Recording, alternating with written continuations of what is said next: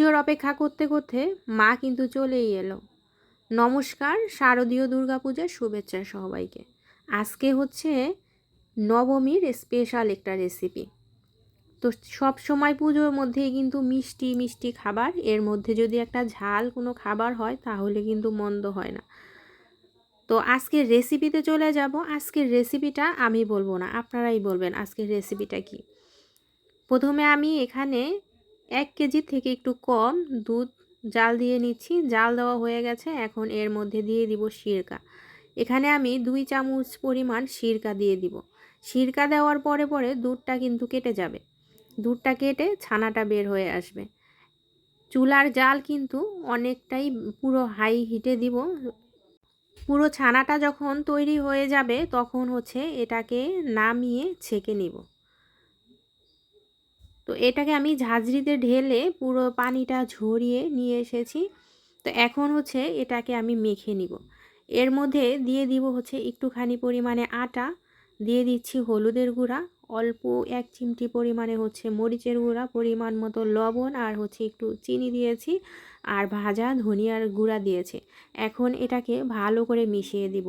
ছানাটা কিন্তু একটু দানা দানা থাকে, ভালো করে মেখে নিতে হবে যাতে দানাটা না থাকে।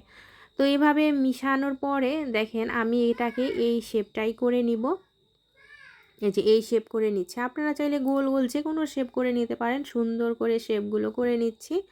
তো এভাবে করেই কিন্তু সবগুলো ছানা আমি কিন্তু বানিয়ে নিয়েছি। এই যে সয়াবিন সিদ্ধ বসিয়ে দিয়েছি, এটাকে আমি ভালো করে ফুটাবো। সয়াবিনের ভিতরে কিন্তু একটা গন্ধ থাকে, ফুটিয়ে নিলে এই গন্ধটা আর থাকে না। তো এগুলো যখন সিদ্ধ হয়ে গেছে তখন ঝাঁঝরিতে ঢেলে আমি এটা কিন্তু জল ছাড়িয়ে নিয়েছি। কড়াইতে তেল গরম দিয়ে দিলাম। এখন হচ্ছে আমি যে ছানাগুলা করেছি সেই ছানাগুলাকে ভেজে নিব। এখন আগে আমি সব ভাজাভাজি শেষ করব একটা একটা করে।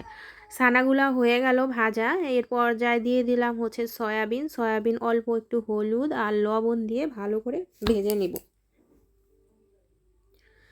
তো যখন অনেকটা হালকা ভাজা হবে তখন এর মধ্যে দিয়ে দিচ্ছি ছোট ছোট করে আলু কেটে নিয়েছি। সেই আলুগুলো আর সয়াবিন সবগুলো ভেজে নেব। আলু সয়াবিনও ভাজা শেষ। এখন আমি কড়াইতে আবার তেল দিয়ে দিলাম। দিয়ে দিব হচ্ছে কুচানো নারকেল। ছোট ছোট করে আমি নারকেল কেটে নিয়েছি। এইগুলোকে বাদামি কালার করে কিন্তু ভেজে নিব। তো এগুলো ভাজা হয়ে গেলে এগুলো উঠিয়ে নিব। এরপরে হচ্ছে এই তেলের মধ্যেই আবার দিয়ে দিব হচ্ছে কয়েকটা কাজু বাদাম, আর দিয়ে দিব কিশমিশ। এই কাজু বাদাম আর কিশমিশ কিন্তু ভালো করে আবার ভেজে নিব। অল্প একটু লবণ দিয়ে দিয়েছি। এখন ভাজা শেষ, এগুলো উঠিয়ে নিয়েছি। আমার ভাজাভাজি পুরো কাজ কমপ্লিট। এখন পুরো রান্নায় চলে যাব। কড়াইতে তেল গরম দিয়ে এর মধ্যে সাদা জিরে দিয়ে দিয়েছি তেজপাতা কয়েকটা, আর হচ্ছে আস্ত গরম মশলা, এলাচ আর দারচিনি। এগুলো তেলের মধ্যে ভাজবো। ভাজতে ভাজতে যখন একটা ফ্লেভার বের হবে তখন এর মধ্যে দিয়ে দিয়েছি আদা বাটা। তো আদা বাটা দেওয়ার পরে বাটিটা ধুয়ে অল্প একটু জল দিয়েছি। এখন দিয়ে দিচ্ছি বাদাম বাটা। তো সবগুলো কিন্তু ভালো করে মিক্সড করে নিব। দিয়ে দিয়েছি কিশমিশ বাটা। তো এই বাটা বাটি সব দেওয়ার পরে দিয়ে দিব হচ্ছে একটুখানি, এখানে হলুদটা আমি পরে ব্যবহার করব, দিয়েছি একটু মরিচের গুঁড়া, পরিমাণ মতো লবণ আর একটুখানি চিনি। তো এখন এটাকে ভালো করে কষাবো যাতে এর কাঁচা গন্ধটা চলে যায়। আদা, তারপরে বাদাম, এগুলোর কাঁচা গন্ধটা চলে যায়। দিয়েছি একটু ভাজা ধনিয়া জিরার গুঁড়া। এখন আমি ভেজে যে আলু আর সয়াবিনটা রেখেছি সেইগুলা দিয়ে দিব। এইগুলোকে ভালো করে আমি এই মশলার মধ্যে কষিয়ে নিব অনেকক্ষণ ধরে।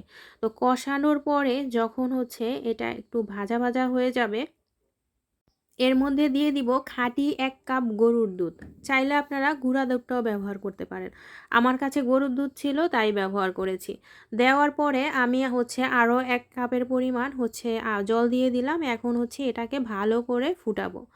তো কিছুক্ষণ ভালো করে ফুটানোর পরে যখন সয়াবিনটা আলুটা নরম হয়ে যাবে, সফট হবে, তখন এর মধ্যে একটু হলুদের গুঁড়া দিয়ে কালারটা যেন কেমন লাগে, প্রথমে ভেবেছিলাম যে হলুদ দিব না, এখন কেমন যেন লাগে এই জন্য হলুদটা দিয়েছি। এরপরে ভেজে রাখা যেই ছানা সেগুলো আমি কিন্তু দিয়েছি। তো দেওয়ার পরে কিছুক্ষণ জাল দেওয়ার পরে এটাকে নামিয়ে নিয়েছি। এখন আবার অন্য রান্নায় চলে আসলাম। কড়াইয়ের মধ্যে হচ্ছে পানি দিয়ে দিলাম, আর দিয়ে দিলাম একটু সরিষার তেল। এখন এটা যখন গরম হয়ে যাবে এর মধ্যে আমি এখানে আধা কেজির মতো গুঁড়া চাল নিয়েছি। চালটাকে হচ্ছে ফুটাবো। এই চালটাকে আমি প্রায় 80%, 70 থেকে 80% পর্যন্ত সিদ্ধ করব। পুরোপুরি সিদ্ধ করব না। তো সিদ্ধ করার বারবার দেখে নিচ্ছি, বারবার নেড়ে দিচ্ছি, না হলে আতপ চাল নিচে লেগে যেতে পারে। তো নাড়ার যখন 70 থেকে 80% সিদ্ধ হয়ে যাবে তখন আমি এটা ঝাঁঝরিতে ঢেলে নিয়েছি এবং পানি দিয়ে ফ্রেশ জল দিয়ে কিন্তু ধুয়ে নিয়েছি। এদিকে আমি একটা মিশ্রণ তৈরি করব। একটা বাটির মধ্যে দিয়েছি গুঁড়া দুধ, দিয়ে দিচ্ছি একটুখানি জল, এর মধ্যে দিয়ে দেবো একটুখানি লবণ, আর হচ্ছে 1 চামচ পরিমাণে চিনি, আর হচ্ছে দিয়ে দিব হচ্ছে খাঁটি ঘি। তো এটা হচ্ছে নেড়ে মিশ্রণটাকে আলাদা করে রাখবো, কারণ আমি যখন বিরিয়ানি তৈরি করব তখন এটা কাজে দেবে। এখন হচ্ছে বিরিয়ানির আমার প্রসেসে চলে যাব। কড়াই বসিয়ে দিয়েছি, এর মধ্যে ঘি দিয়েছি। ঘিটা গরম হয়ে গেলে আমি যেই 80% সিদ্ধ করে রেখেছি চালটা, সেই চালটা প্রথমে দিয়ে দিলাম।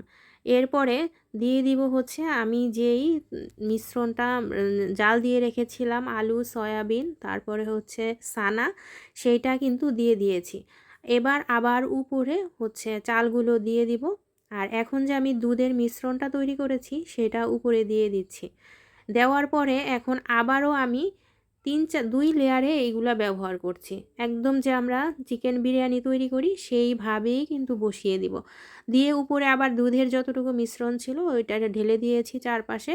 এরপরে কয়েকটা আস্ত কাঁচামরিচ দিয়ে দিলাম, আর ভেজে রেখেছি কাজু বাদাম, কিশমিশ আর হচ্ছে নারকেল, সেইগুলো উপর দিয়ে দিয়েছি। এখন এটাকে ঢেকে রেখে প্রায় আমি 20 মিনিটের মতো এটাকে জাল দিব। একদম দমে রাখবো। দমে দেওয়ার পরে দেখেন এই হলো সেটার অবস্থা, কতটা ঝরঝরে বিরিয়ানি হয়েছে। এরকম বিরিয়ানি হলে সাথে কিন্তু আর কোনো কিছুরই দরকার হয় না। আপনারা চাইলে এটা অন্য কোনো তরকারির সাথে খেতে পারেন বা ভাজা পোড়া দিয়ে, তবে শুধু শুধু খেতেও কিন্তু এটা ভীষণ ভালো লাগে। ভিডিওটা যদি আপনাদের পছন্দ হয় অবশ্যই চ্যানেলের সাথে থাকবেন। আজকে এই পর্যন্তই।